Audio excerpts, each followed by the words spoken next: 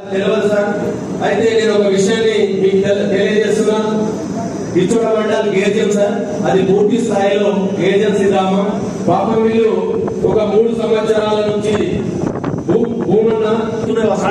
NTR violation ఉంటే మరి PO court STC కోర్టులో ఎన్టీఆర్ వైలేషన్ కి అప్లై చేయండి. ఎందుకు చేశారు అది వాళ్ళు అంటున్నారు. నడిచినట్టు మొన్న 24 దాకా నడిచినాం సార్.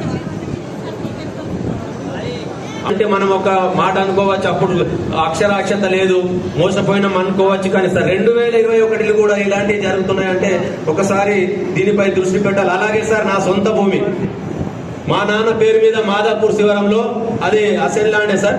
అయితే మా నాన్న పేరు మీద ఉన్నటువంటి భూములన్నీ మా అన్నల పేరు మీద కూడా అందరి పేరు మీద పట్టాలైనా. అయితే 5 ఎకరాలు అక్కడ మిగిలి ఉంది. ధరణి వచ్చిన తర్వాత అది అసలు రికార్డులోనే లేదు. 5 ఎకరాలు అసలు రికార్డులోనే లేదు.